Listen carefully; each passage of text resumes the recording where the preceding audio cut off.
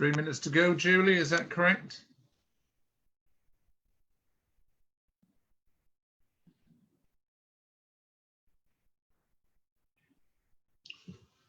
We'll send out a search party for our solicitor. Oh, here he is. Good afternoon, members. We are about to start again at 2 o'clock to hear the DRM application. Becky, would you mind letting in the speakers into the waiting room in prep, please? We are still live streaming. Thank you.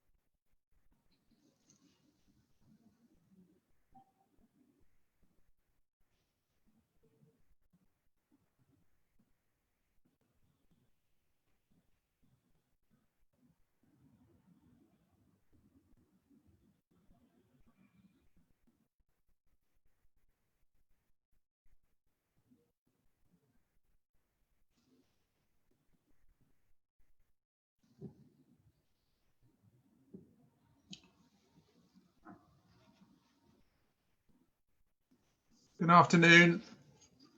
It's 2 o'clock. Hope members are all ready for our next item, which is 3OB 2020 0008 OB, which is Dereham Land off Swanton Road. And we've got Gemma Manthorpe doing the presentation on this one. And with the assistance of Becky Harris. Gemma, it's over to you, please. Thank you, Chair. Just pull up my slides for you.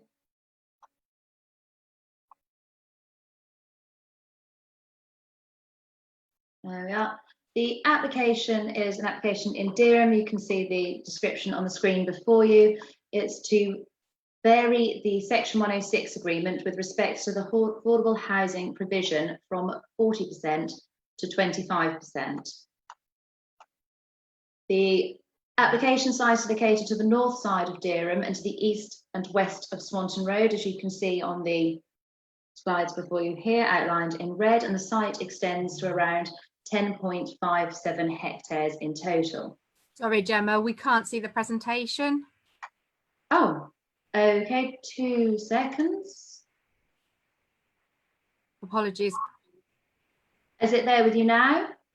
Yeah, it's there with us now. If you make it full screen and on slideshow, and then if you just start again, Gemma, that'd be great. Thank you. No problem. Have you got it now on the slideshow? Yes? Sorry. Thank you. Okay, the application is a Dereham application described as land off Swanton Road. The application is to modify Section 106 agreement for a planning application to reduce the affordable housing contribution from 40% to 25%. That's the title slide. My apologies that was missed previously. That's the red line plan there, which shows the application site, which is located to the north side of Dereham, to the east of west of Swanton Road, and the site extends to approximately 10.57 hectares in total. I go down to, that's the framework, development framework plan as previously submitted on the application. The policy considerations are listed for you within the report, as are the details of the previous obligations entered into from the Section 106 agreement, which is applied to be varied. The consultation responses are detailed in the report from the Town Council, from members, from councillors who have objected to the application, and the Housing Enabling Officer's comments are there for you as well. The Housing Enablers' comments and representations from councillors in the minutes of the Planning Committee of the 13th of January 2020 were looked at to see whether the planning balance was tilted in the favour of the application being approved for the 40% affordable housing being provided. The extract of the report is available for you. I won't read it out in full. And it details that the fact that the affordable housing at 40% was, although it was mentioned as a specific reference within the report and it was mentioned within the minutes, it didn't tilt the planning balance in favour of the application being approved.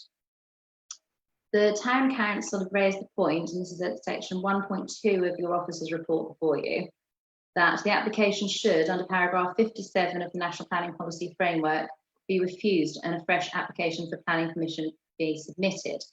There's a detail in your officer's report which states that following the objections from the Town Council and the assertion of Wednesbury unreasonableness, section 57, or paragraph 57 is within your report for reference.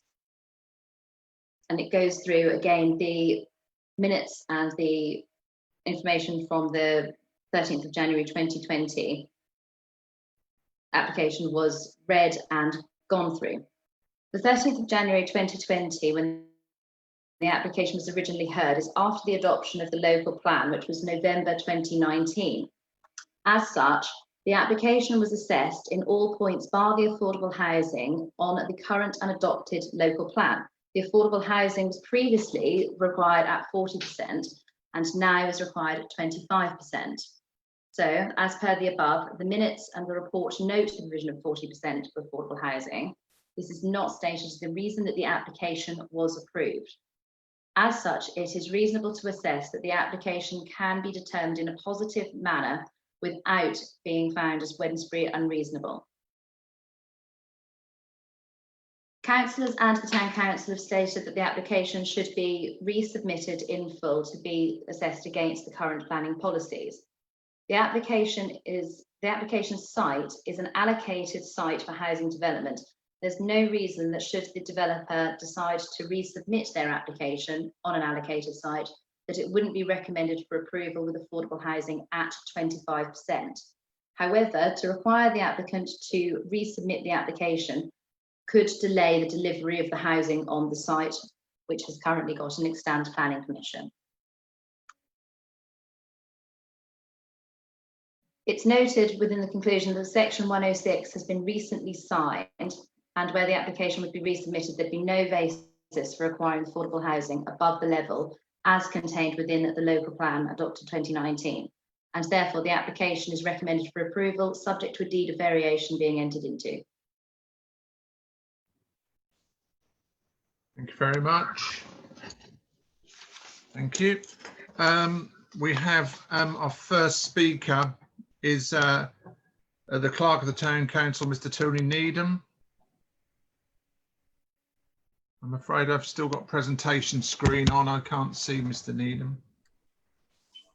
Can someone shut down the presentation screen, please? Yeah, my apologies. I'm just looking for the... I've done it for you, Gemma. It's gone. Oh, thank you, Becky. That's been done. Thank you. Over to you, Mr. Needham. You have 3 minutes, sir. Thank you, Mr. Chairman. I understand where the officers are coming from with this recommendation. Us officers like simple, pragmatic solutions. This is, however, not about pragmatism. Today's decision is about 32 affordable houses and not just housing units. It's about 32 hardworking families who, through no fault of their own, have been priced out of the housing market in their hometown. One key point to think about in your deliberations is whether you believe the application will be delayed if you vote against the recommendation. The decision today will not make any difference to the delivery of houses on this site. The effects of COVID-19 on the building industry will swamp everything. As with the 2008 recession, construction will slow down for 18 months to 2 years. The other reason is that Derham's housing market can only cope with 50 new houses per year. Developers build out their sites at 50 houses per year. Orbit Homes has only just started building on Greenfields Road in Derham. It will take another 5 years to build that site out. That's even without the effects of COVID. The development we are considering today will not start on site until Orbit Homes have finished, and that will be at least 5 years. Your decision today will therefore have no material effect on the delivery timescale of this site, so you don't need to worry about that. If the applicant cannot submit another application within the next 6 months, then you gain 34 affordable homes for hardworking families. A new application will require, as a minimum, a new transport study. These take months and months to complete. The applicant will struggle to get one completed within the 6 months time frame we are talking about. The question is then, do you want to try and keep the 32 affordable houses you already have, or don't want to try? There is only one certainty in this debate. If you agree with the recommendation, you will definitely lose 32 affordable houses. If you vote against the recommendation, you may get lucky and keep the 32 affordable housing. I think that in the interests of families who need affordable housing, you should try and be lucky. You have nothing to lose here. To summarise, voting against the recommendation, it will make no difference to the delivery of the site. Voting with the recommendation, you will definitely lose 32 affordable houses. Voting against the recommendation, you may not lose 32 affordable housing. I urge you to think about hardworking families and vote against this recommendation. Thank you. Thank you. I've got David Jones, please, who's the agent. Thank you. You have 3 minutes, sir. Thank you very much, Chair. On behalf of Mountney Derham Limited, we are seeking an amendment to the Section 106 agreement for their planning permission at Swanton Road, Derham.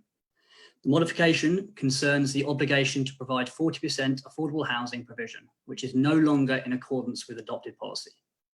We therefore seek to modify this obligation to reduce the affordable housing contribution to 25% in accordance with policy HOU 07. Despite comments in the public domain, our client has no intention to seek a variation on any other aspects of this planning permission.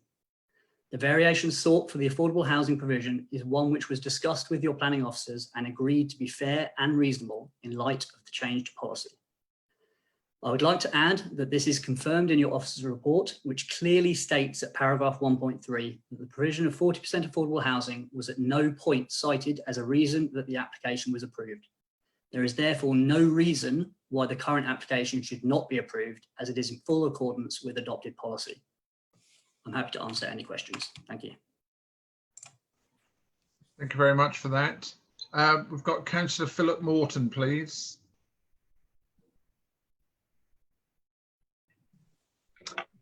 Thank you, Chairman. Thank you. Yeah, 3 minutes, sir. Thank you. In Brecon, we recognise there is a shortfall in the provision of affordable housing that would allow people to get on the housing ladder.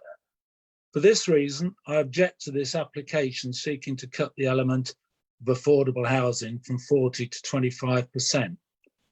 This is a prime site and will become an entrance for Derham, occupying a unique spot close to the town centre, schools, medical centres, and with access to the countryside through footpaths and Nethered Moor. As such, it calls for sensitive development with carefully crafted plans to make this an attractive, sustainable place to live in accordance with NPPF. However, the history of this development does not reflect such a vision. For example, the provisions made for transport, cycle and pedestrian routes is the minimum required. There will be added pressure at the Theatre Street crossroads and along King's Road to the junction with Nethered Road, where congestion will increase and residents will have to live with this for a long time. These and other shortcomings were accepted as part of a package that included the 40% affordable housing element as a key factor. According to NPPF Planning Conditions and Obligations, paragraph 57, any viability assessment should be justified at the application stage. To seek an adjustment so soon after the original application is simply not justified, and not in accordance with MPPF guidelines. The application does comply with the local plan, which sets an overall average for the area of 25%. Seeking to reduce the figure from 40 to 25 is simply trying to reach the lowest figure possible. I suggest that in return for granting development permission to this land, we should be looking for a benefit to the community, and this is provided by the 40% element as part of the package. Thank you. Thank you very much for that. We've now got Councillor Alison Webb, please. 3 minutes, Councillor. Thank you, Chairman, and happy birthday for tomorrow. Okay, so, that's all right. So the new local plan has a change of affordable housing from 40% to 25%. This decision was made when we were all in a very different world. COVID-19 has changed everything for most of us, if not all of us.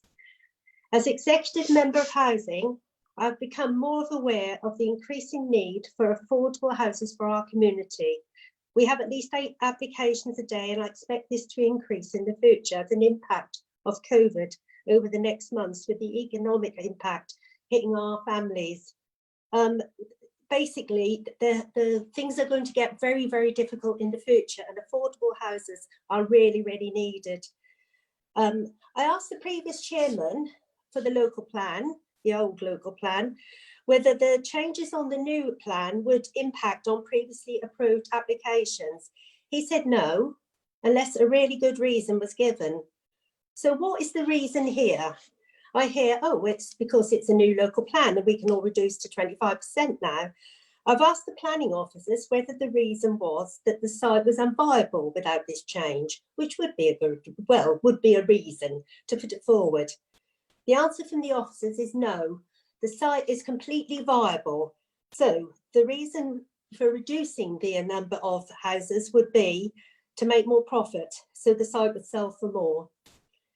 Finally, if you decide to approve this application, you'll be setting a dangerous precedent and will open the floodgates for all previously approved applications on the old plan to be revisited and the affordable housing contributions to be reduced by nearly half, right across Breckland, not just the Dereham area, right across Breckland.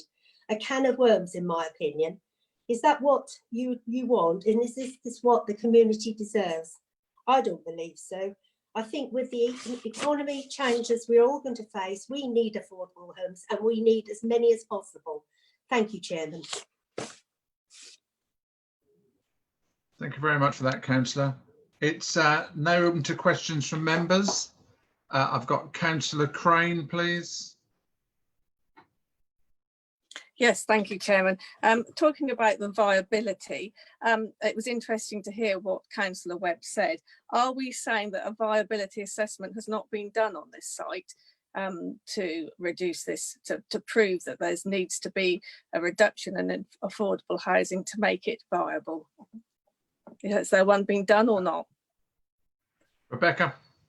No, there's no viability assessment been done, because don't forget the council did its own viability assessment in terms of the implications of the policy, and it found that only 25% affordable housing would be viable for the majority of housing developments across the district.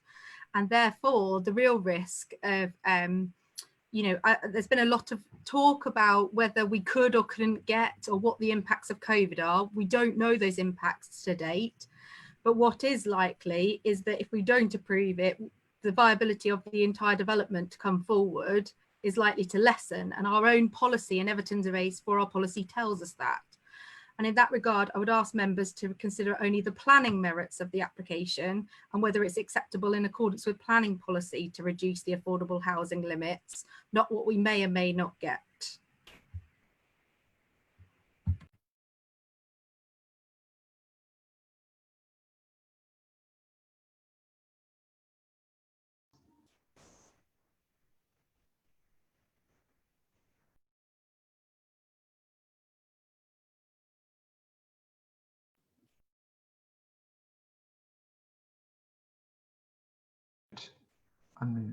There we go. I've got Councillor Attewell and then Councillor Digan. Thank you. Thank you, Chairman. First of all, I'd like to talk about this reliance within the minutes of the officer report. And I'm going to say some things on that. And then I'm probably going to want a steer from Mike Horn and ask for his expertise. My understanding is that some time ago, this committee decided to drastically reduce the amount of information that was printed in the minutes on the basis that information that had been supplied in the minutes previously was being used against the council when it came to appeals, legal decisions, etc. So I don't think reliance on the minutes carries that much weight. What I do think carries some weight is actually the audio recording of the January meeting. And I listened to that yesterday in its entirety when we sat in January to discuss this application. And I'd just like to read the summing up from the chairman just before we took the vote. So I'm going to read this verbatim because I believe this is very important. This is from the chairman. If there are no other questions, could I just say that according to the agenda, we have secured the 40% affordable housing.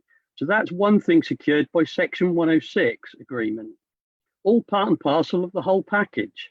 That's why I'm making a highlight of that issue at the moment.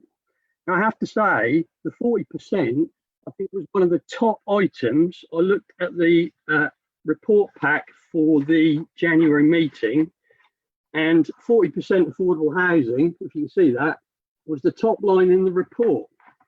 I put it to you that the 40% affordable housing was put in there by the applicant because he thought that would be quite appealing to us, because we do need the affordable housing, as Mrs. Webb, as the Cabinet Member for Housing, has so eloquently put. And that was deliberately put in there as an enticement to make this an attractive application. So I don't really take any truck with this business about the 40% was not a substantive issue when we were deciding this application. I'd also like to say, Rebecca's just made in her comments previously, she said that the 25% affordable housing limit applied to, quote, majority of housing development. I think I'm right in saying in the local plan that the 25% is the minimum amount. That is not the ceiling on 25% on affordable housing. I'd also like to question, I looked at the Section 106, as you know, I asked the question yesterday and I received a copy of that, and I thank Rebecca for sending that over. Section 106 is dated in July last year, but it didn't come to committee till 6 months later. We sat and discussed that in January. I just want to know what officers were doing in all that period. We had a signed Section 106 agreement. What was the hold-up? Why did it take so long to come to committee? Why didn't it come to committee before the local plan was discussed? Now, my view is that this application, we should refuse this today. I believe that we should have the applicant, if he so wishes, put in a new application. He may well put it in for 25% affordable housing, but we as a committee would then be able to look at the whole application in the round again. And I totally agree with the clerk from Dereham. I do not see that that would cause any undue delay. Yes, that might be a little bit inconvenient for our planning officers, but I think we've got a situation here where we're starting to approve planning applications, and then applicants are coming back and starting to chance their arm. And I do think that it's incumbent on this council to draw a line in the sand, show a bit of fight, and on this occasion say, no, we've got a signed agreement from you for the 40%. We're sticking to that. If you want to change it, submit a whole new application. And I would say, if the applicant wants to appeal that, let's test it. It might be we need to test that with an inspector and see how we stand. But the key issue is, was the 40% a considerable factor in this application? And I say yes. It stood out in all the officer reports. The chairman referred to it in his summing up before we took the vote. I would urge my colleagues to make a stand on this application. Thank you. Thank you, Councillor Atwell. Rebecca, could you respond to some of that, please? Okay, so in terms of getting a new planning application in, and I'd remind members as we're considering what's in front of us, not what might happen. But the application, as Councillor Attewell points out, was delayed between the signing of the Section 106 agreement and being presented back to members of the planning committee. That was because we adopted the current local plan.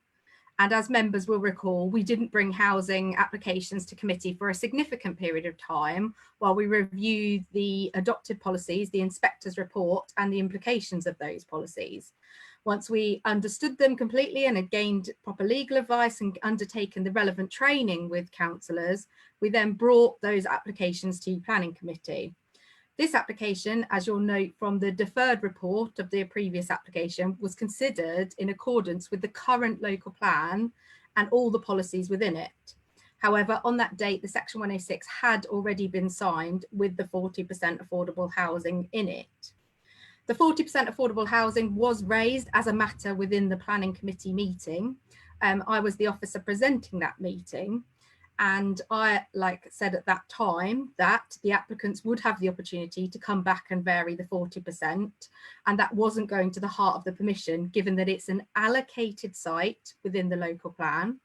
It is, the presumption is in favour of housing in this location, and the policy requirements are for 25%, as you set out as a minimum requirement, but that would make a development policy compliant, and any inspector looking at a 25% provision would agree that that is policy compliant and that the application is acceptable. So in terms of getting a new application and considering the whole application, we've already done that, councillors, and you've already made a recommendation on those grounds and issued a decision in the context of the current local plan. I've covered the Section 106, and like I say, in terms of a whole new consideration of an application, you've already done that, members, in that previous deferred committee report, and we've recommended, and as set out in the officer report, we don't consider that the 40% went to the heart of you granting planning permission on an allocated site in the boundary of Dereham. And obviously we've reached the recommendation on the merits of this proposal, not what could happen in the future. Thank you. Councillor Attewell, I'll come back to you, but I have two more Dereham members who wish to speak. I will come back to you though. Thank you. Can I have Councillor Digan first?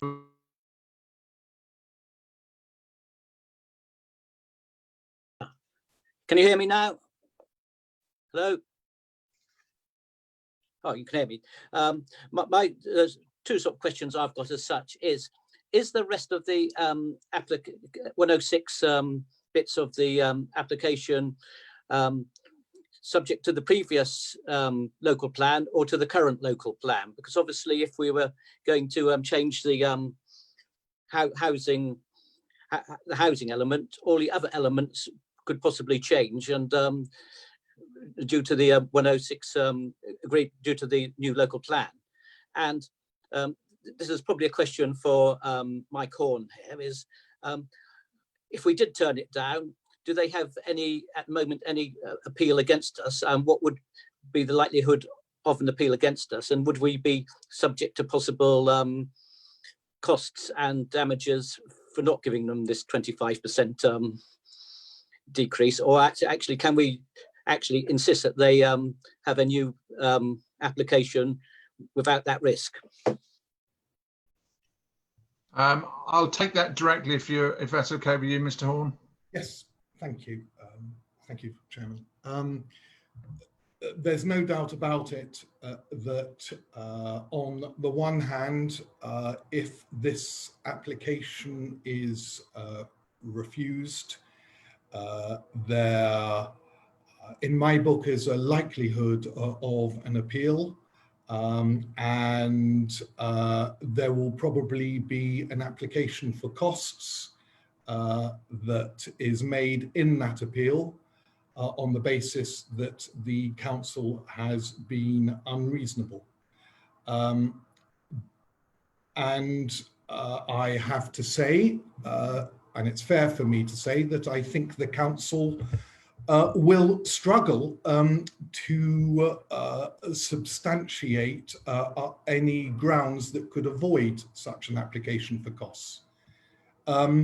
But having said that, I listened very carefully to what Councillor Attewell said, and his view is that the 40% provision was, in his opinion, writ large in one of the reasons why we granted permission.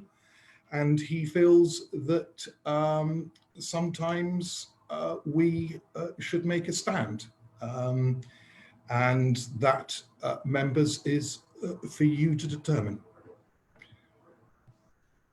Thank you. I've got Councillor Clark, please.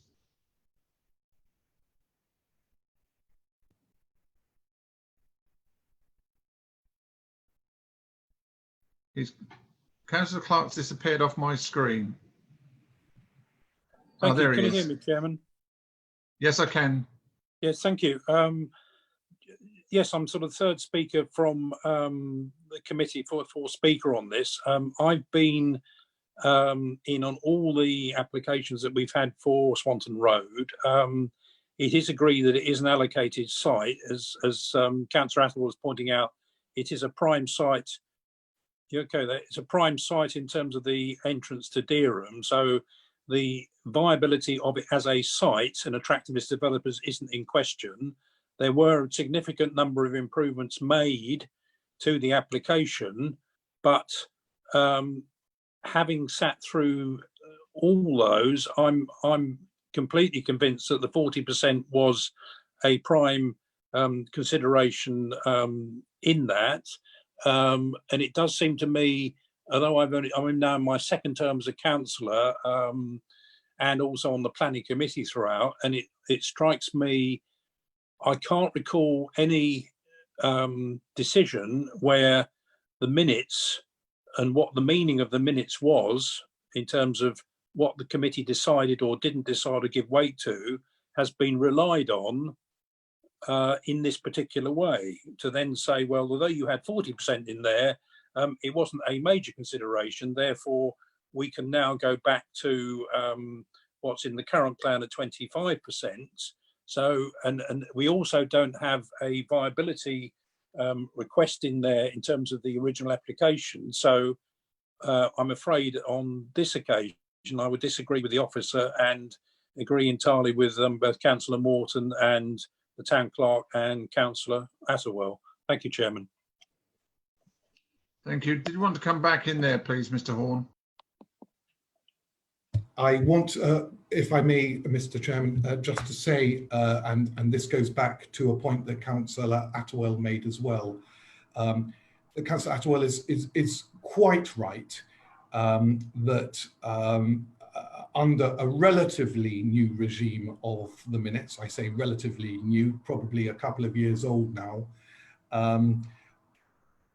we decided that with the meetings being completely recorded, that the actual minutes should be merely a record of who spoke and what the resolution was. It is perfectly impossible to look at the minutes and decide what was and what was not per se discussed. One needs to listen to the recording to do that, and in that regard, Councillor Attewell is quite right. Thank you. I've got Councillor Wilkinson, then we'll return to Councillor Attewell, please. Thank you, Mr. Chairman. As everybody is aware, we adopted our local plan in October 28th in 2019, and I understand this Section 106 legal document was signed in January 2020. Can I ask why the developer or applicant or agent wasn't asked to negotiate at that point, or was told of the policy?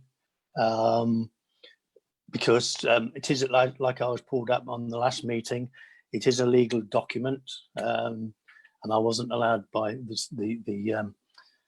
solicitor told me I wasn't allowed to get confirmation from a developer on the Axham Road to stick to his 40%. So is this the way to change a legal document? Is this the policy? And as I say, why wasn't it negotiated in January 2020 before it was signed. Rebecca, please. As previously set out, this was discussed in the last committee meeting, and I did set out to members that the correct process was through a variation of obligation, and the applicants had the ability to do that after the committee if they so wish. Like I set out, the Section 106 agreement, and thanks to Councillor Atterwell for giving us the dates, was signed sometime before the committee, and obviously we needed to bring it back to committee for a further resolution to grant on the basis we had the new adopted local plan. So a decision was issued on that basis, but we did have the discussion in the committee meeting where the question was put to me, what if they come to vary the Section 106 agreement? And I said that we, and apologies, I don't like, Councillor Atterwell has the full script of the meeting, but I recall saying that we would consider it on its planning merits once and if such an application was received, and that's what I'm suggesting that members do today. Just while I'm speaking, Councillor Digan did ask Chairman about the provisions of the Section 106 and whether they reflected the previous policies or the current policies. The Section 106 has been worded in such a way with terms like open space that will reflect the most up-to-date policies, so there would be the up-to-date requirements, and so that's, like I said, the application has been reassessed in accordance with the requirements of the current local plan and was found to be compliant to all the relevant policies in that regard.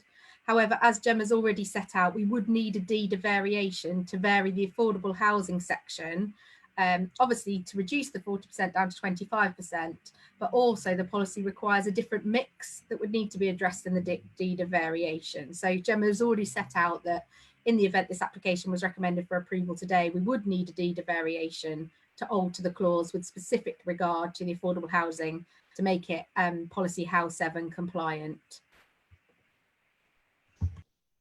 Return to Councillor Atterwell, please. Thank you, Chairman. I would just emphasise, I think this has already been done, but I'm going to labour this point. This is a local plan allocated site. So if this developer was to walk away tomorrow, that would still be a prime development site allocated in Dereham. So I don't think there's any chance that this isn't going to be developed. It will be. The other thing is I'm just puzzled really by the planning officers, and I'd like to get to the nub of this. If Section 106 was signed in July, the local plan was adopted on the 28th of November. Before it came back to committee, why didn't you try and get a new Section 106 that would be fully compliant with the local plan and adopted after the local plan was signed? Why didn't you sign the 106 after that and then bring it back to committee? Because to be honest, to me, this just doesn't wash why we've had this delay from July until January between the signing of the 106 and the planning committee meeting.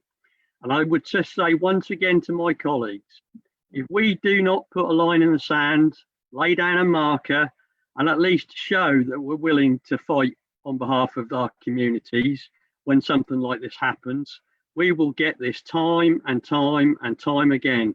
It won't just be Dereham, it will be other towns and other villages. If this applicant wants to reduce this to 25%, I urge my members to consider refusing this today. And if the applicant so wishes, he can submit a whole new application later this year. We can consider a whole application in the round. That would also take account of, I think, Dereham. I only need Mr. Needham to nod affirmatively or shake his head. I believe that Dereham is currently doing a study on cycleways in the town. So a whole new application would take account of all those things and bring the application completely up to date. I really do think the time has come for us to look at this. And yes, it might go to appeal. And yes, there may be some costs, but I do think that we need to try. We need to be community-led planning department. We're here to represent our communities. Thank you. Thank you. Rebecca, do you want to come back on anything, or are you happy with the way it's gone? Simon Wood, please. Thank you. Simon. Thank you, Chairman. I'd just like to sort of set in context why we're here looking at an application to reduce affordable housing. And I would refer members to their own local plan that we adopted in November and the viability assessment from 2017 that accompanied that and found, and it states at paragraph 50 in the local plan, that the results of the study highlighted the challenges of Breckland's housing market. It recommended a target of 25% affordable housing in the local plan, which reflects the viability modelling work, including consideration of financial contributions to infrastructure. It's considered that a higher target cannot consistently be achieved due to implications on viability and deliverability, and this is demonstrated by historical completion records in the district. And whilst I understand the arguments that yes, this is an allocated site and it will come forward, a local plan has to look at viability and it has to look at deliverability. This local plan did that. It did that through examination, and it was found that the way to get development to come forward was with a level of affordable housing at 25%. And if we continue to insist on delivering affordable housing above that level, much as I appreciate the desire to do so and the benefits it brings, we will not get the housing coming forward that this district needs. Thank you, Chairman. Thank you. Councillor Attwell. Thank you, Chairman, and thank you for indulging me. Let me come back again. I've really got to take issue with what Mr. Wood has just said there. I'll emphasise again, the local plan says that 25% is the minimum allocation. I would also say to Mr. Wood, respectfully, your team brought this to the planning committee in January, 2 months after, I repeat, after the local plan was adopted. You brought it to committee knowing that that local plan had been adopted at a 40% rate. You didn't say at that time, no, sorry, Mr. Developer, we're going to have to go back and do this at 25%. The application was heard in the round, considering everything, at 40%. That is a fact. We can't get away from that. I don't know whether that's an issue with, you know, timing or something gone on within the department, but I do think this comes down to us as councillors. Frankly, I've heard enough now from the officers myself. This comes down to us as councillors. What is our gut feel, and are we willing to make a stand on this occasion and back our communities? And I do think that if the applicant wants to change it, put in the whole new application. He's perfectly entitled to do that within the 12-month period, and we'll look at it again.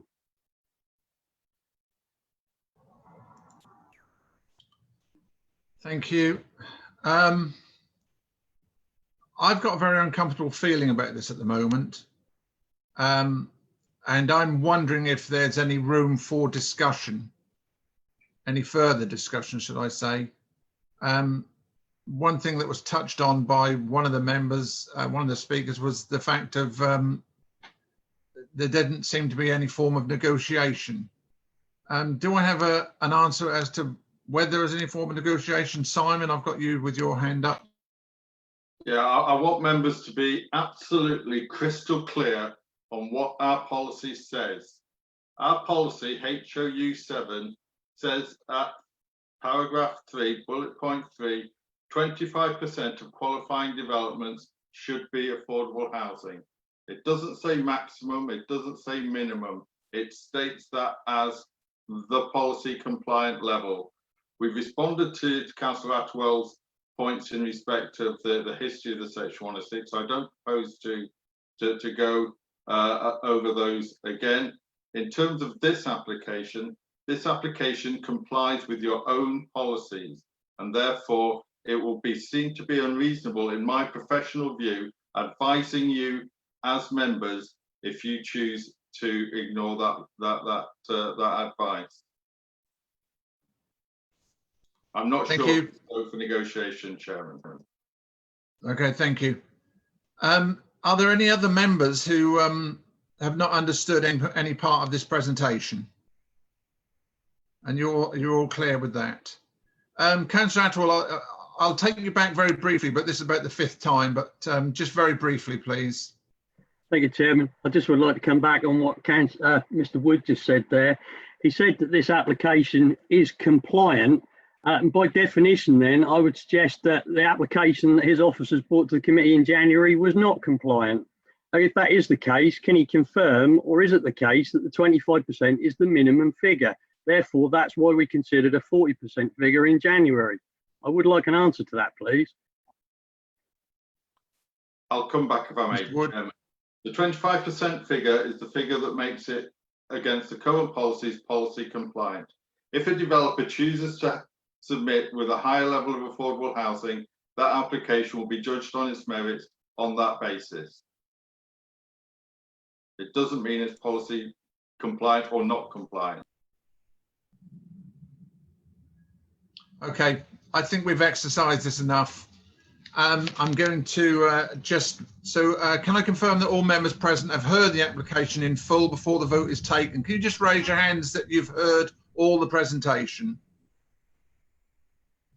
Yeah, we've got you all there. Thank you. Thanks. Put your hands down. Okay.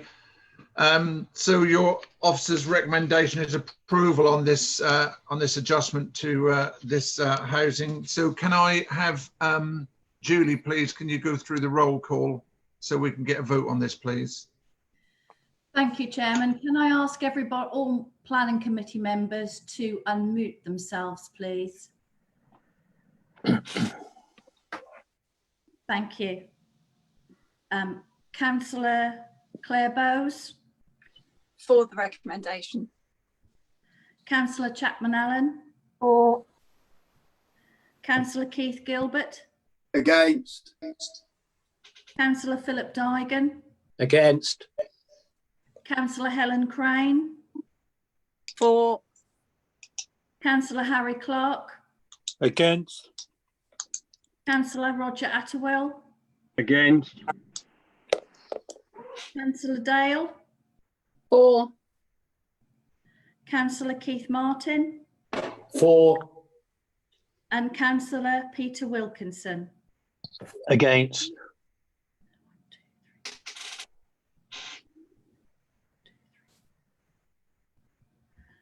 That's an equal vote of 5, 4 and 5. Yeah. Okay, thank you. This is an uncomfortable one. My sister always tells me I don't have to make an explanation and just do the vote and move on. And I was quoted at the beginning, but I think I've been taken slightly out of context with the vote, with the quotation that I'd said 40%. I said at the time it was good to get 40%, but now we've got a change, and we are in a position where we are accepting 25%. And I think it's wrong to take this council to a place where we could face costs or judicial review on our decision making. So with that, I have to agree with the officers and formation of an approval on this item. I know it's uncomfortable for half of you, and half of you I'm following with. So this item is approved. Thank you.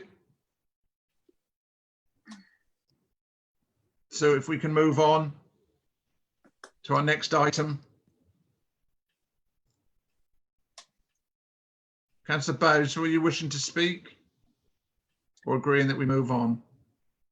I was just going to declare an interest in the next item, presuming that's... Yes, for Morton, that's right. Yeah. Thank you. Yeah, so if I can just declare a pecuniary interest as co-owner of the site on this application, and I believe I need to leave the room. Thank you. Thanks very much. Thank you. So, Mr. Horn.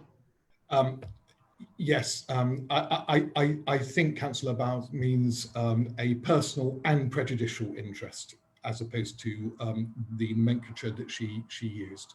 A personal and prejudicial interest, and therefore she has decided to leave the room. Okay. So this item is 3PL 2020-0046 at Morton. And we've got Rebecca presenting this one, please.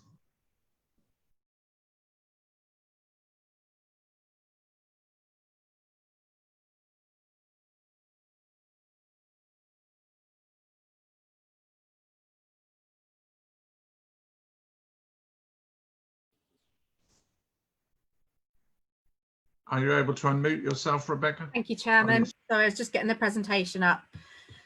Thank you, Chairman. So yes, we're in Morton, we're in Thetford Road and Morton. We've got an outline application for 3 dwellings with all matters reserved.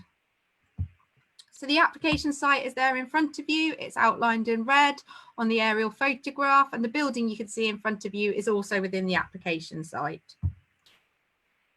So here is the red line location plan showing the application site. Of particular note is the application site falls within the settlement boundary of Morton. So the principle of development is established in this location. And also here you can see the existing property within the site, and we've got a photograph to show you that. This is an outline planning application with all matters reserved. However, the applicant has submitted an indicative plan to demonstrate the layout of the site, a potential layout of the site. You'll note from the course of the application that the planning description of the application has been changed for up to 3 dwellings, and that is to deal with a surface water issue within the application site, and I'll come on to that in a second.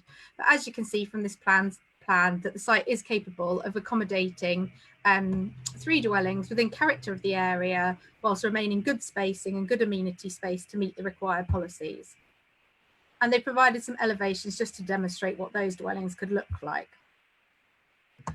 So as I've previously set out, it was noted through the application process that there is a surface water drainage issue with on the application site.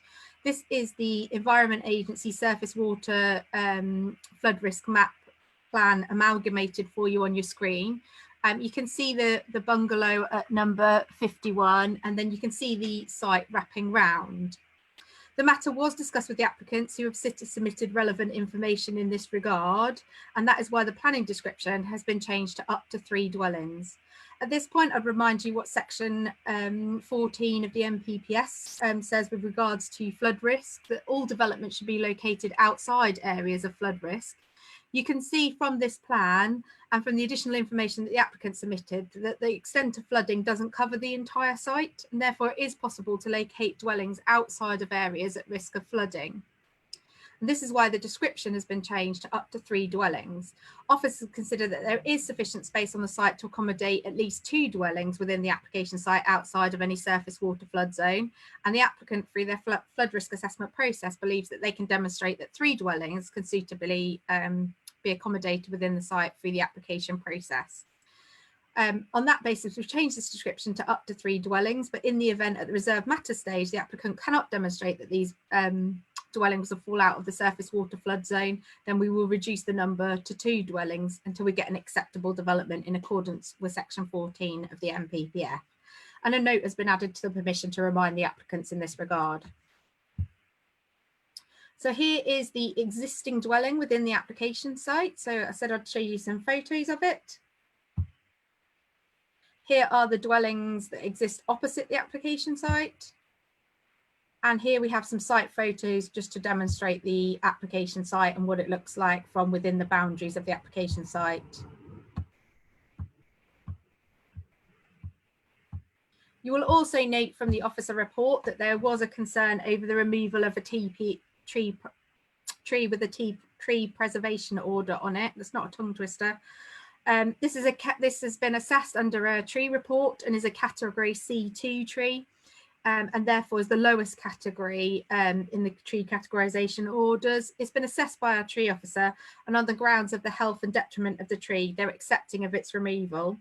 You'll also note that initially they raised concerns about the proximity of a TPO tree that's outside the boundaries of the site, but given this is an outline application with all matters reserved, it's considered that a suitable layout can be achieved that would not only protect that tree, but its root protection area. And therefore, given that the principle of a development is accepted, that the description has been changed to up to 3 dwellings for assessment at reserved matters stage, this one has been recommended for approval. Thank you. I've got Erica Wettingsteel, please, who's the agent. If you can unmute yourself, please. You have 3 minutes, please. Thank you. Good afternoon. Good to see you all again after such a long time. Thank you, Rebecca, for your presentation, which I think has covered virtually everything. I know that there were concerns about the increased potential of groundwater flooding on this site, but going back to objections that were submitted early on, we did reduce the scheme from 4 units to 3 units. And given that there was a previous planning permission in 2009 for 5 units at that time, I think it's quite clear that we can put 3 units on here. In referring the objections to my client's consulting engineers, they advised that a lot of the flooding problems within that area exist because of ditches across the backs of properties within the area that haven't been properly maintained. So it would be up to local residents to clear these ditches, because they obviously exacerbate any potential flooding issues. But setting that aside, the scheme, the drainage strategy submitted with the application actually provides for crates underground, an attenuation system which will add storage within the site, and therefore it will control the rate of runoff. There will also be permeable paving linked to the crate system, which will capture water runoff from the road access, etc. So the proposal actually has the potential to improve the current situation in terms of flooding within the area. So I do hope that you feel you can approve this application. Thank you. Thank you very much. We've got Liz Witcher, please, who's the chairman of the Watton Neighbourhood Plan Drainage Working Group. That's a lot to put on one badge, that is, Liz Witcher. Sorry, I didn't manage it. Thank you. Okay, 3 minutes, please. Yes. As the planning officer's report states, the town council supports the drainage group's representation, and we'd like to address 2 concerns: the risk of flooding on site, which the planning officer addresses, and the risk of flooding off site. The risk of flooding on site, the planning officer has looked at this in relation to the risk of surface water flooding, as the planning officer just now spoke about. And the Plan de Sil report states flooding is identified within all of the gardens, therefore access to these should be avoided during a flood event. Residents should be able to avoid the floodwaters in these areas with minimal disruption to their daily lives. Results of a drainage group questionnaire to residents who've been flooded in the town also show that there is external flooding to properties at various locations after some days of moderate rain or after a thunderstorm at any time of year. This site is one of these locations. In such conditions, residents on Malcolm's Drive, adjacent to the site, report standing water in what is proposed to be the ground as plot 3. Then the risk of flooding off-site. The storm of the 23rd of June 2016 deposited 66 millimetres of rain, the bulk of that falling between 6 and 7 p.m. This caused internal flooding at 55 Deptford Road and at Allegri and Cannon Close next to the site. 8 properties in Cannon Close were externally flooded. In addition, water flowed across the hard standing areas to the north of the site through the Wayland Garage, poured down the A1075 and flooded 2 properties on the new development to the west of the application site, despite the suds there. There was a similar storm on the 15th of June 2009, and the bulk of that fell between 3:30 and 4:30. The group think that climate change may lead to more of these slow-moving storms in future. So the drainage group asked if it's possible to have a condition that suitable studs as proposed by Plan de Sil be used on site to protect both the new residents and those living nearby. We think that request satisfies the 6 tests relating to conditions. In addition, keeping the pond is vital because it is a part of the ditch drainage system that the agent referred to the east of the site. Thank you. Thank you. Okay, it's open to questions from members. Do members have any questions on this item? Oh, Rebecca, first of all. Sorry, Rebecca. Apologies, and I completely agree with Elizabeth. I think that's an oversight on our behalf as officers, that the flood risk assessment submitted with the application and the measures contained within it that Eric has already outlined aren't conditioned as part of the outline permission. So I think that is an oversight on our officers' regard, and I apologise for that in advance. And I completely agree that that should form part of one of the conditions on the application. So if members were accepting of the recommendation and granting permission, my recommendation is that it be updated to include a condition requiring the mitigation measures as outlined in the flood risk assessment submitted by the applicant for the development to accord with those mitigation measures. Apologies. Okay, thank you for that, Rebecca. Councillor Gilbert, please.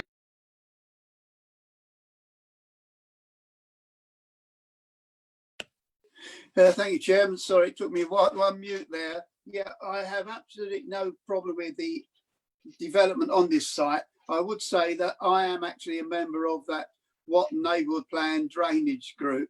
And over the period that we've been set up, we've looked at all the ditch systems around Morton and a lot of sort of drainage issues. And this is a good opportunity with this application to actually solve a lot of the problems around that area.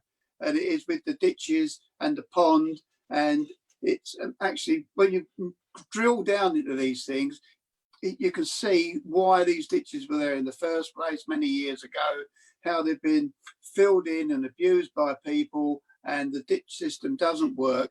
With this application, there is the opportunity to solve a lot of problems, and I would ask that the officers work with the drainage group, the Morton Drainage Group, on things that we know and that would help in this application.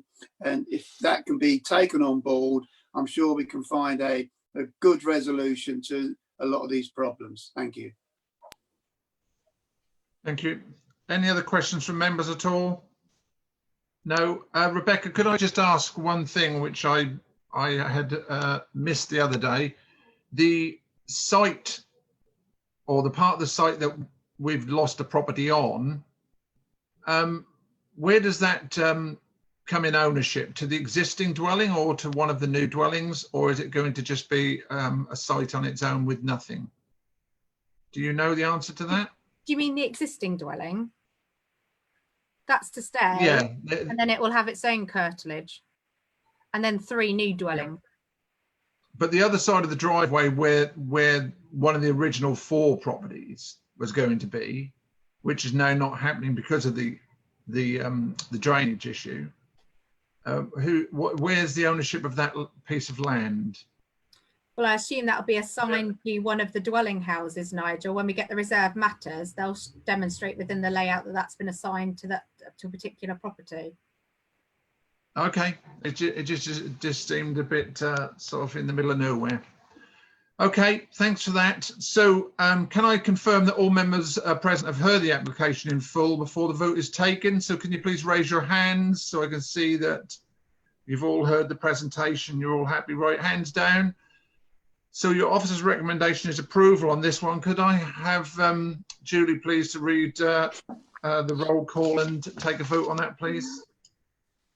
Thank you, Chairman. Just to check that all members have been unmuted. Thank you. Thank you. Councillor Attewell. I agree with the recommendation. Councillor Chapman Allen. For. Councillor Clark. For. Councillor Crane. For. Councillor Dale. For. Councillor Digan. For. Councillor Gilbert. For. And Councillor Martin. For. And Councillor Peter Wilkinson. For. Thank you, Chairman. That's unanimous. Thank you very much. I'm not sure what's happened there. I've gone into a small room. Thank you very much to our speakers, to Ms. Wettensteel and Ms. Witcher. Thank you very much for that. That's approved, full approval on that one, unanimous. So thank you. Can we move on then to the next item, Colkirk, please. Oh, that's better.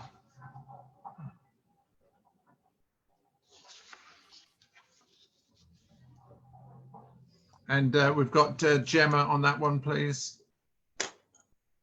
Thank you, Chair. I am just making sure you can see. Can you see the presentation for you?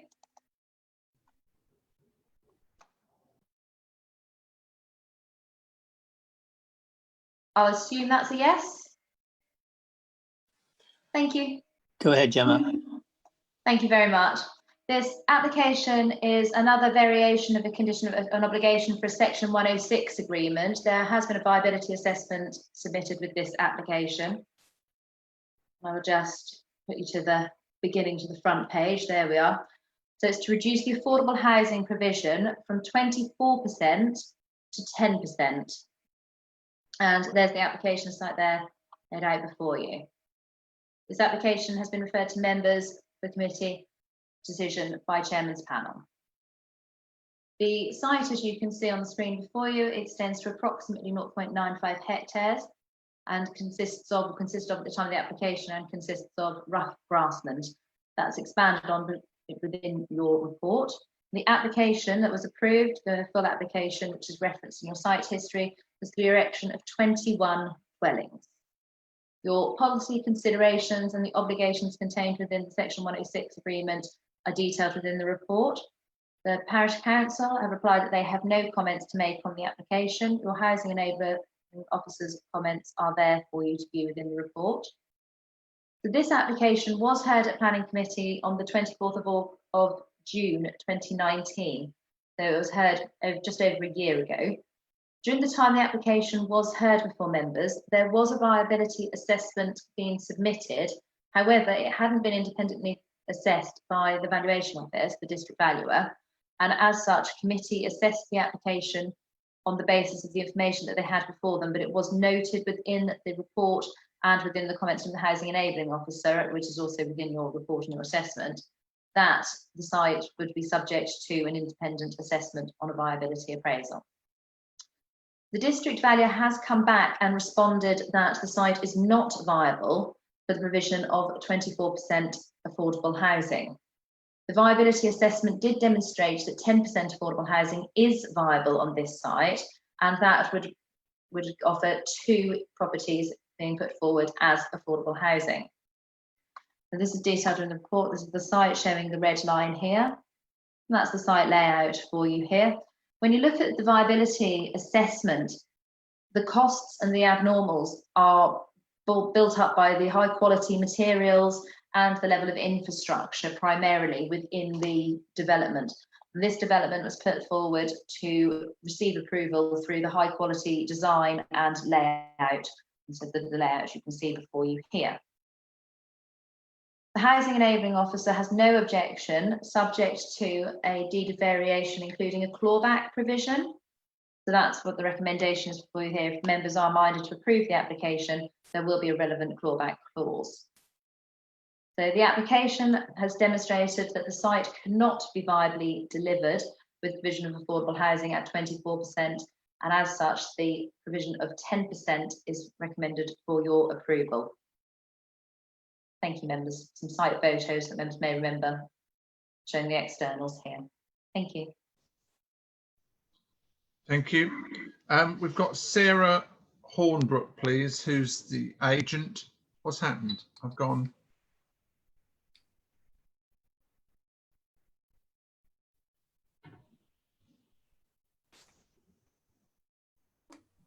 Hi, sorry. Yeah, so I'm here on behalf of the applicant, Brecklin Bridge. Gemma's given you a very comprehensive overview of the application. I don't really think there's very much that I can add other than just to say that the viability assessment that we have put forward has been scrutinised by the district valuer over quite a period of time. And they have concluded that the proposal before you, which is for 10%, so 2 of the unit, is marginally viable. So 10% is the maximum that the scheme can viably provide. I don't think there's anything more that I can usefully add. I'm very happy to answer any questions that members may have. Thank you.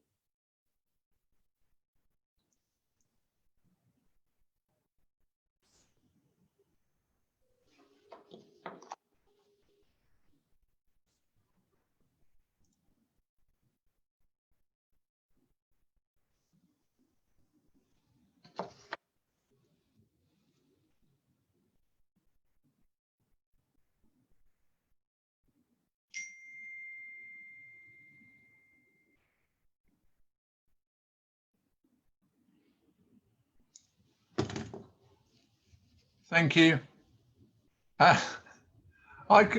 could hear the lady speaking, but I'd completely gone. My screen had just says Zoom, and no boxes to assist me at all. So sorry about that. I don't know what you lot were seeing, whether you were seeing me scratching my head and desperately trying to get something sorted. Anyway, thanks, Ms. Hornbrook. I was listening to you, but panicking at the same time. So, but thanks anyway. It's open to questions from members. Any members got any questions at all? No. Oh, Councillor Wilkinson. And then thank you, Mr. Chairman. I just wondered if the our housing department had seen the district values report and they was happy with that. Yeah, that's par for the course. Is that what you're going to say, Gemma? Yes, it was. Thank you. Thank you. Sorry, who was the other one had a hand up? Councillor Gilbert, thank you. Thank you, Chairman. This makes sort of uncomfortable reading somehow, because Brecon Bridge is a company half owned by Brecon Council, and we are looking to supply affordable housing, and we are asking ourselves to reduce the number of affordable housing on this site. So I'd like to know, what are the restraints that are preventing this? Because to me, it looks like a greenfield site with no obvious restraints to it. But I did hear something in the presentation that said one of the restraints was the high quality design. And are we saying that we are here looking for high quality design over the provision of affordable housing? Because I've seen nothing in the presentation that shows any particular high quality in the design. It's a fairly simple layout to the site. And it seems to me that we're not sending out a good message as Brecon Council when we are asking to give ourselves permission to reduce the affordable housing element down to 10%. I would like some comments on that, please. Yeah, can I just ask, were you there when this was originally heard, or can you not remember the site? I can't remember, no. I'm not sure if when was it? I don't think it was too long ago, but I don't know where. Do you want to see the site layout and photos to see if it rings a bell with you at all, or? Yeah. I seem to remember something about it, and you know, but if we was happy with 24% back then, why are we now saying only 10% is viable? Well, we're not saying it doesn't sit comfortably with me. We're not saying, the applicant's saying, along with the support of the district valuer. Yeah, well, the applicant is half owned by Brecon Council. I remember an application in Morton not so long ago where a roundabout was thrown out of a scheme to provide 2 affordable houses. Okay. Sorry, I'm having camera troubles now. What's doing? Gemma, do you want to clarify anything for Councillor Gilbert to assure him, please? Yes, certainly. I can put up the layout again if that would assist with members. Or not, so if members are satisfied that they've seen it. I'd like to see what these high quality design is that restricts it to 10% affordable. When you look through the viability assessment, which is what the district valuer have done, they look at the residual land value. the residual land value has to be sufficient to encourage somebody to sell the land. So it has to be enough money, the land's worth enough money to sell. When this development was assessed with the current design, layout and the materials costings, the residual land value, although actually was not, the applicants did accept it, but it was not necessarily agreed. It was, I think, about, it was just over 50%. This is from memory, so apologies if I'm slightly wrong. I'm sure Sarah will nod or correct me. The actual residual land value was approximately 50% of the residual land value that the applicants had assessed it at as a reasonable value for this piece of land. So even with a much reduced residual land value, the site was only viable if 10% affordable housing was provided. When the application was heard in 2019, about 12 months ago, there was a viability assessment currently going through the independent viability process. So it was being independently assessed, and it was independently assessed actually on a previous scheme, and the final viability report states that the previous scheme's viability assessment, which again I do believe was February 2019, was an archived viability report. So only the one based on the current scheme and the current layout is the one that to be taken into account that found the site unviable for anything more than 10%. I'm sure that the agent, I'm sure Sarah, sorry, not the agent, Sarah will quite happily go into further details of the materials and the assessment, but this has been assessed by the applicant's viability expert, and also the district valuer has independently assessed it.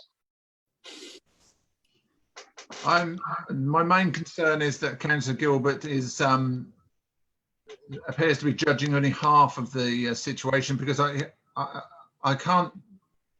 haven't detailed here of whether he was at the original meeting. If your officers can understand that where my concern is, we're asking Councillor Gilbert to vote on something originally that he may not have seen all of the original presentation. Gemma, can you just go through the photos and just see if that jogs any memories for Councillor Gilbert? If not, we'll move on anyway. Now, if you could just nod if you can see my shared screen. I'm assuming that you can again. So yes, this is the site. So you're right, it is a green site. Oh no, that's the pit. My apologies. No, that's your next presentation. Apologies. I was ahead of myself apparently. There we are. That's the site in the wider context, if members can see this. No, it's still Attleborough.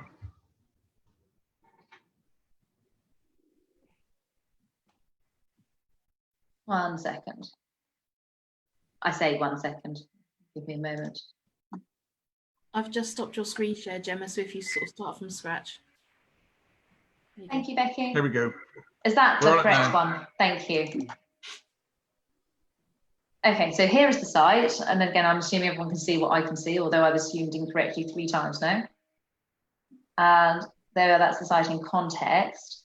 And this is the layout for the site, as you can see, with the access coming off, but there is 2 roads going around. So this one's detailed as a private driveway, but there is an adoptable road coming through the site here, which is actually quite a relatively considerable amount of infrastructure to go in. And the site layout is, as you can see here, I do apologise, I don't have any details of the actual elevations of the properties.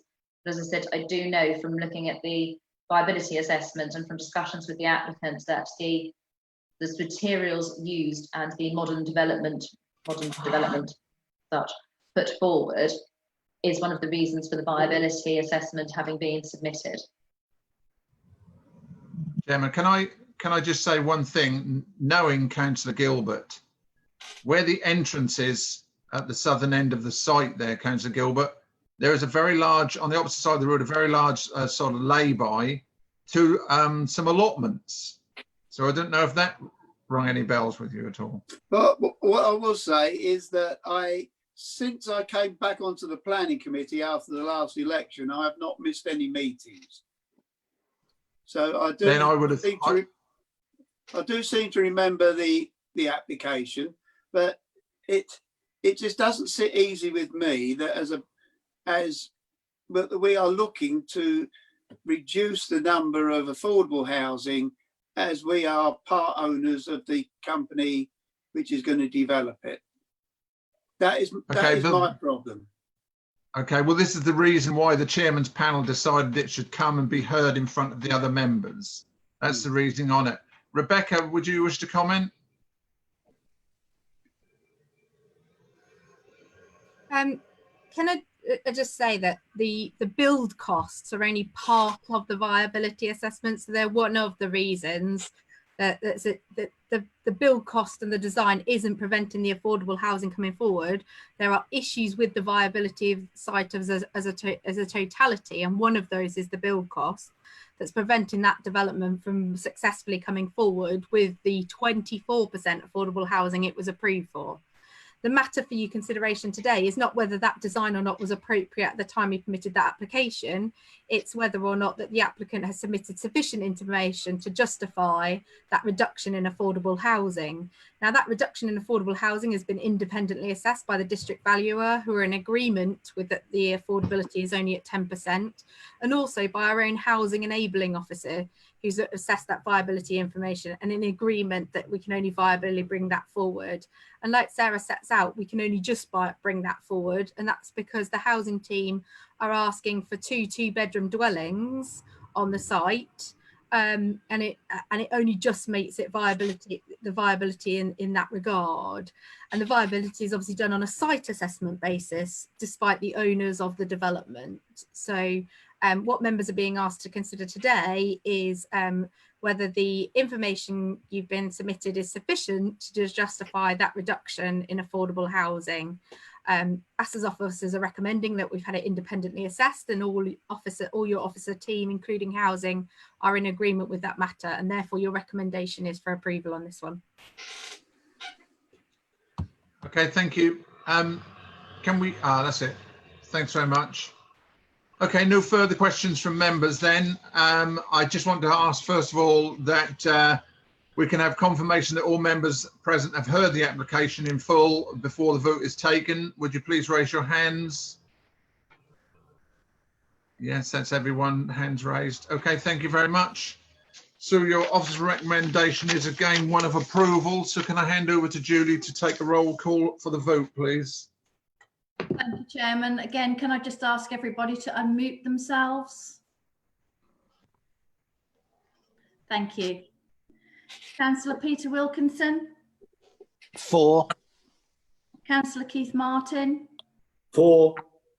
Councillor Keith Gilbert? Against. Councillor Phillip Digan? For. Councillor Veradale? For. Councillor Helen Crane? For. Councillor Harry Clark? For. Councillor Marian Chapman Allen? For. Councillor Claire Bose? For. And Councillor Roger Atterwell? For.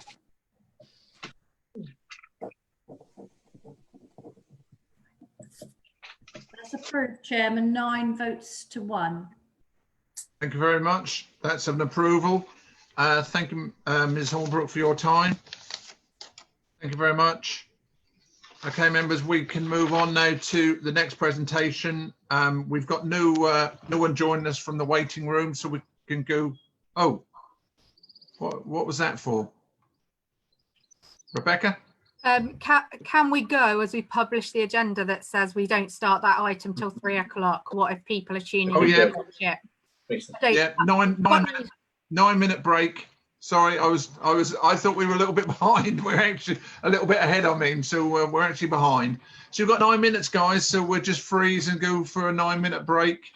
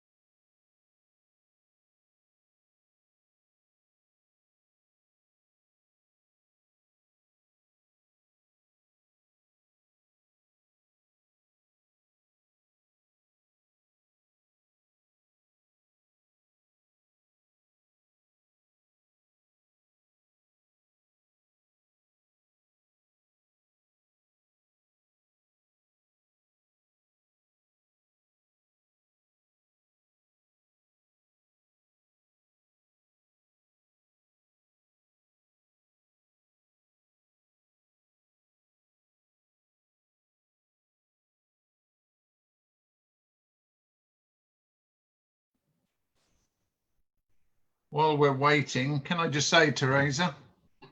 Teresa, can you hear me?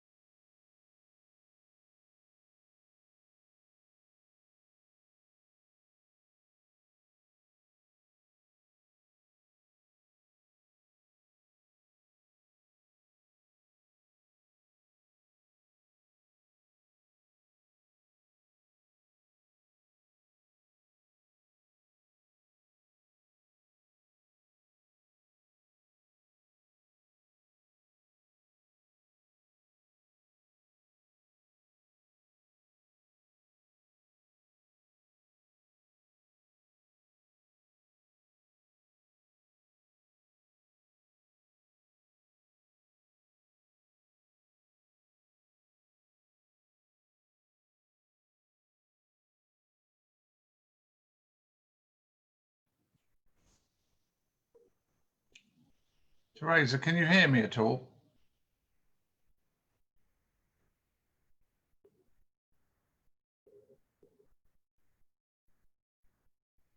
You're nodding, Julie. Can you hear me? My screen went blank and I was in a real panic because I could hear the lady talking, but I couldn't get back on. So I don't know who pulled me back on, whether that was Teresa or you, but I was stuck in limbo. I just didn't know what to do. You were always there, Nigel. You didn't disappear. Oh God, well, it was just said Zoom, but there were no boxes and I was trying to go around the screen and find a way in. It just was just completely blank. It was dreadful. Well, I could still see you. Oh, thank you. I remember that next time I won't think, oh, it's all gone. It's all gone funny. I can scratch myself and what have you. Okay, we're nearly there.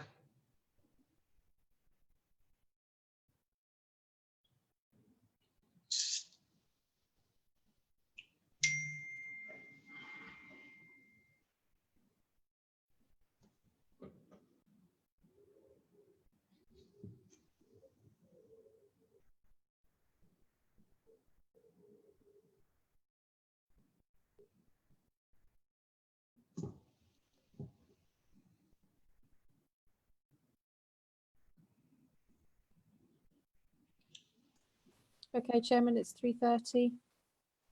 Thank you. We go, there we go, full screen. I can see who's here now. Thank you. So we move on to our next item at Attleborough, which is 3PL 2020 0157, which is a planning in principle application. And over to you, please, Gemma. Thank you, Chair. I'll just put my screen on.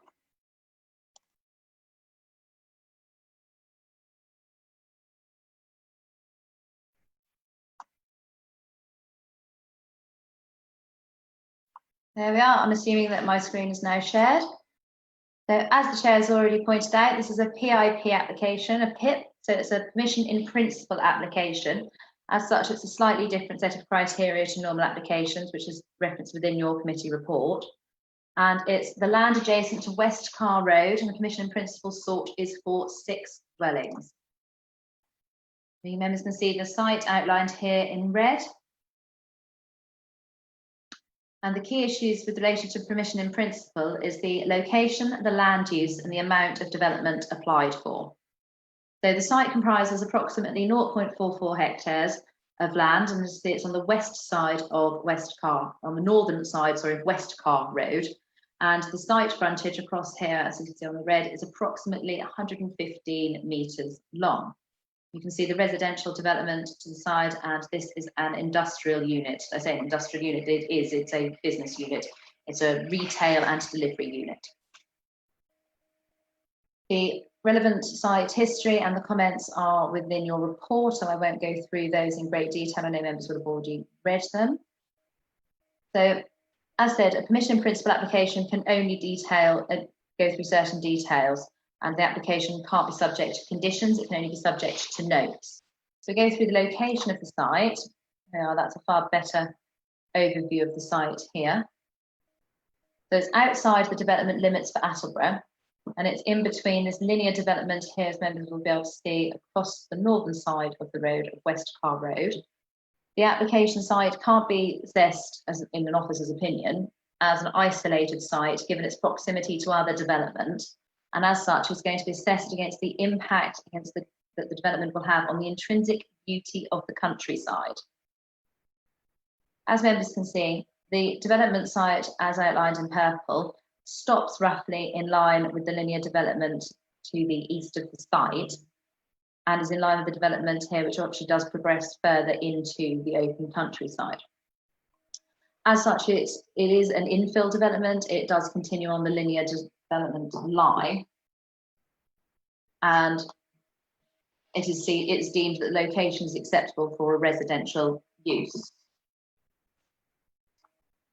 The National Planning Policy Framework is referenced at paragraph 109 in relation to the Highways Officer comments. When we're looking for the location of the land and the suitability of the land for a residential application via a permission in principle application, it's important to cover that the highways is acceptable. There is no objection from the highway officer. They have requested conditions, but as said previously, these will be placed on the application as notes if members are minded to approve the application.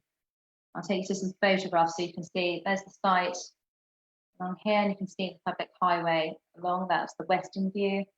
The east, and that's the industrial unit, which I've said is an agricultural supplier, which also does deliveries. And that's the view down, and members will be able to see the adjacent residential development at the far end of the screen here.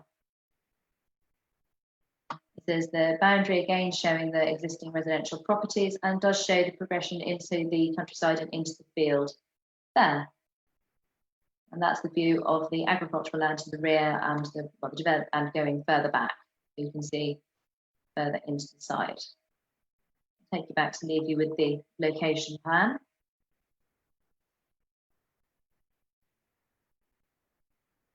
So as I said, the site will fill in this gap here. It doesn't progress, in the officer's opinion, too far into the open countryside, and it does recognise the character of the local area. The use of the land for residential development is acceptable adjacent to residential properties.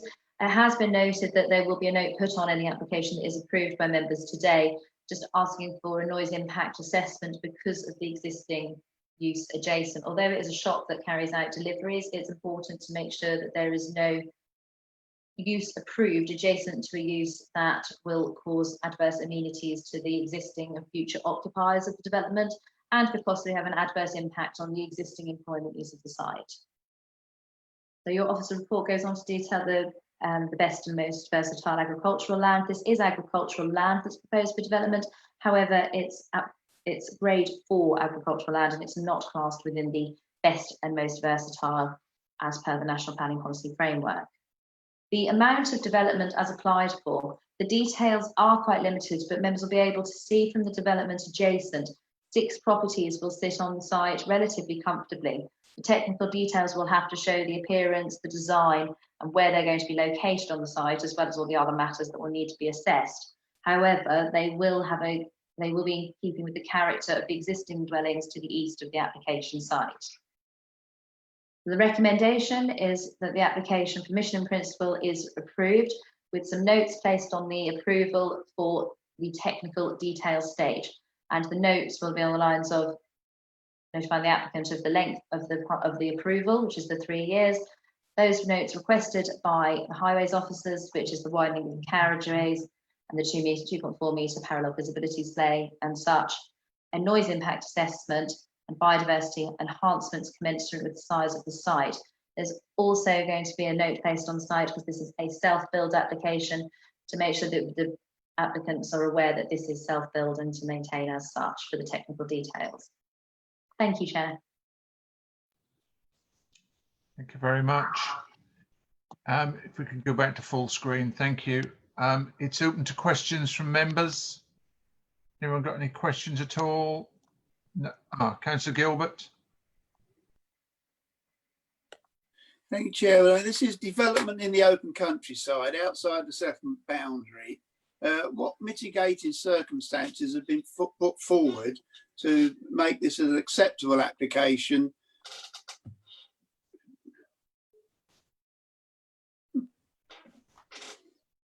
Thank you, Chair. The application is assessed against current planning policy, and as said, what that needs to be looked at in relation to the settlement of Attleborough, the impact of the development on the intrinsic beauty of the countryside. So it is assessed in relation to the surroundings.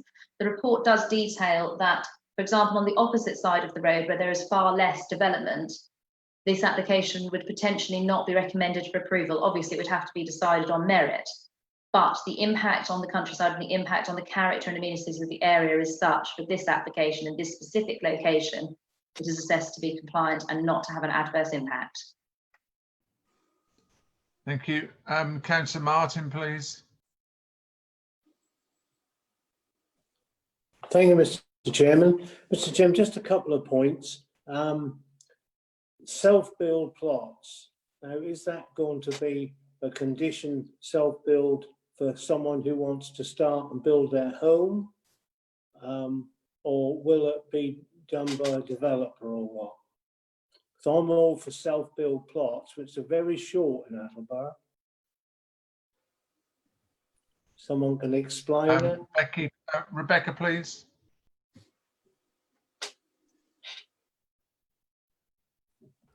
So the council has a standard condition with regards to self-build plots that we apply now, which was formed on the basis of discussions with the legal department, and it does meet the guidance that's contained within the planning practice note with regards to self-build. With regards to self-build, you don't have to build it yourself. You can get a developer to build it, but the requirement is the period that you then commission the developer and the period that you then live in it as an individual occupant.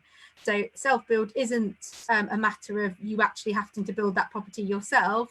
You can commission developers to do that, but it has to be your commission and then you have to live in it for a period of time. And that will be subject to a planning condition, not on the permission in principle, but on the detailed consent. And then obviously, if they wanted to change that in any way, they'd need to come in and seek to vary that condition. Thank you. Okay, any other questions from members at all? No, thank you. I should just move on. Councillor Attawell, please. Thank you. Gemma, can you just confirm for me, because I think Keith probably touched on this. Policy Gen 05, this is clearly outside the defined settlement boundaries. Development is restricted to recognise the intrinsic character and beauty of the countryside. Development outside the defined settlement boundaries will only be acceptable where it is compliant with all relevant policies set out in the development plan, including, but not necessarily restricted to, and then there's a whole list of them down there. Are you confirming in your, because really this is a subjective policy, isn't it? Are you confirming here that this is compliant with all other policies and therefore Gen 05, it complies with that? Rebecca? Just to clarify, it's all other relevant policies. So it doesn't need to comply with the list. And the officer's report has gone through in some detail how it complies with the relevant policies within the local plan. And Gen 05 was saying to you, the test of development outside the settlement boundary, it doesn't affect the intrinsic beauty and character of the countryside. And our advice as officers that the recommendation is it doesn't impact the intrinsic beauty and character of the countryside. For the reasons set out of the officer's report, including that it's infill development and the character on this side of the road is different to that on the opposite side of the road. And therefore we're saying, yes, it does comply with Gen O. I want to get the right policy reference. I want to get the right policy. I just want to check. Yeah, Gen 05, apologies. Councillor Atwell, you're coming back with something else? I am. So just to confirm then, what parameters do you use to define whether something complies with policy Gen 05 to determine that it's not going to adversely affect the intrinsic beauty of the countryside? Or is that just a subjective view of an officer? It is a subjective view, Councillor Atterwell, but as obviously officers experience in this regard, we're recommending to you that given there is built development either side of the application site and that development has a sprawled along the highway in this location on this side of the road, that it wouldn't affect the intrinsic beauty and the character of the countryside. And the site, given the openness of it and the photos that you've seen of it, aren't fundamental to that intrinsic beauty and character in terms of the new built development wouldn't impact that. Thank you. Okay, thank you very much. Okay, then, so I need confirmation that members present have heard the application in full before the vote is taken. Could you please raise your hands that you've all heard the presentation? Yes, that's fine. Thank you. Julie, I'll hand over you to take the roll call with the application, your officer's recommendation of approval. Thank you, Chairman. Can I just check to make sure that all members have unmuted themselves, please? Thank you. Councillor Peter Wilkinson? 4. Councillor Veradale? 4. Councillor Claire Bose? 4. Councillor Helen Crane? 4. Councillor Phillip Digan? 4. Councillor Roger Atterwell? Against. Councillor Marian Chapman Allen? 4. Councillor Harry Clark? 4. Councillor Keith Martin? 4. And Councillor Keith Gilbert? Against.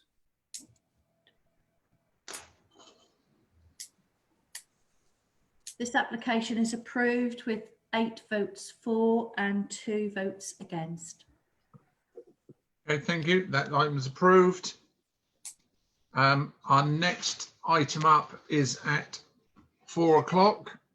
So we've got 15 minutes. So you can all have another sleep.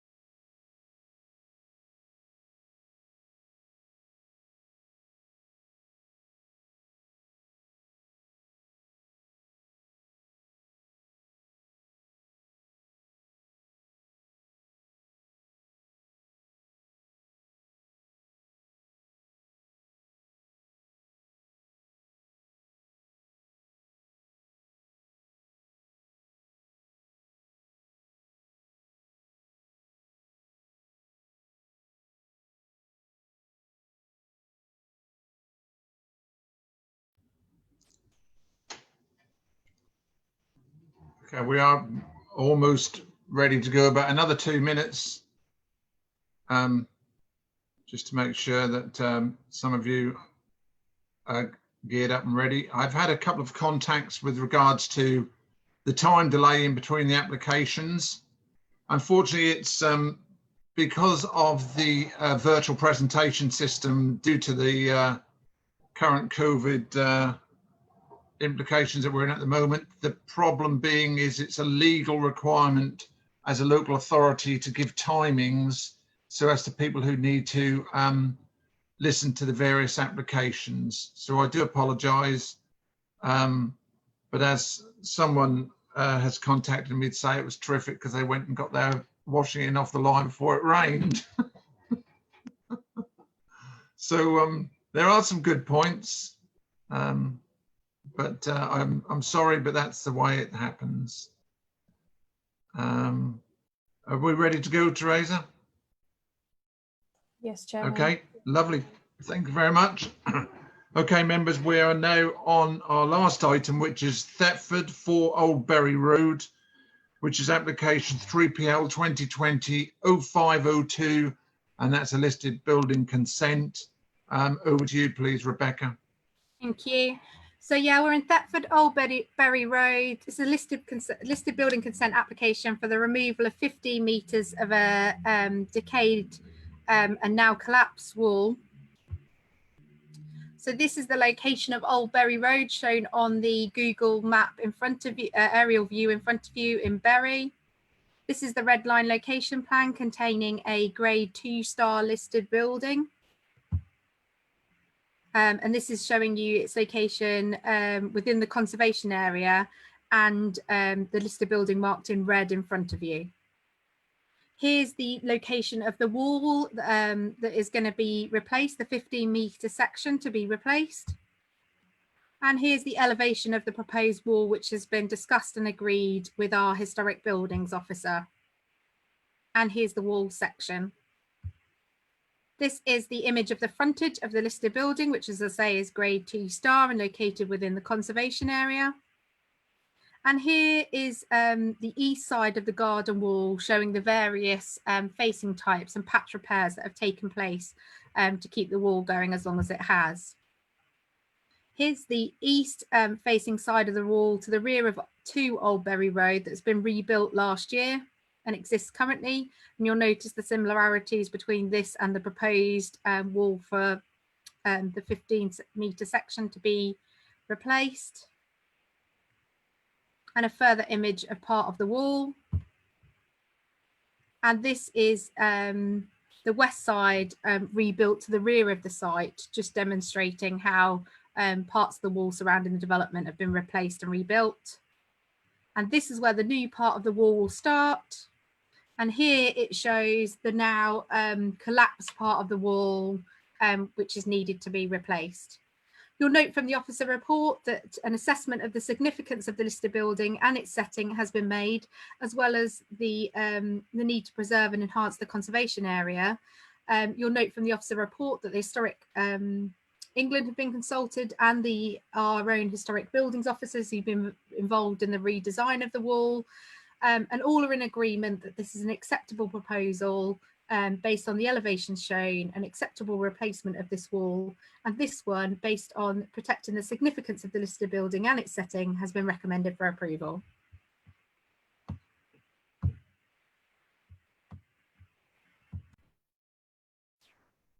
Okay, thank you, Rebecca. Any questions from members at all? I very much doubt it. Oh, Councillor Crane.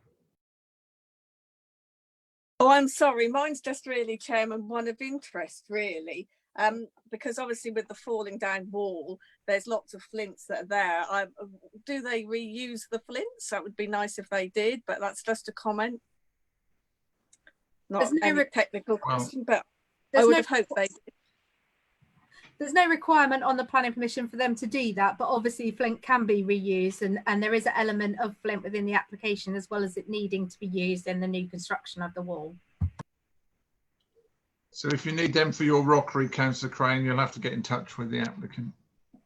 Thank you. Okay, So can I confirm that all members present have heard the application in full before the vote is taken? Could you please raise your hands? Yes, that's everyone. Okay, thank you. Your offer of recommendation on this one is one of approval. Julie, could you take the roll, please? Thank you, Chairman. Can I just ask that members unmute themselves, please? Thank you. Councillor Roger Atterwell. Agreed. Councillor Claire Bose. For. Councillor Chapman Allen. For. Councillor Harry Clark. For. Councillor Helen Crane. For. Councillor Veradale. For. Councillor Phillip Digan. For. Councillor Keith Gilbert. For. Councillor Keith Martin. For. And Councillor Peter Wilkinson. For. That's unanimous, Chairman. Thank you. That's approved. With that, our next, hang on while I juggle all my papers around. No, I've lost it. Okay. Go to the computer. Item 10, you'll note as there are appeals for your information. And also then item 11 is applications determined by the Executive Director of Place. Again, for your information. And so with that, I close this meeting and I thank you for your time.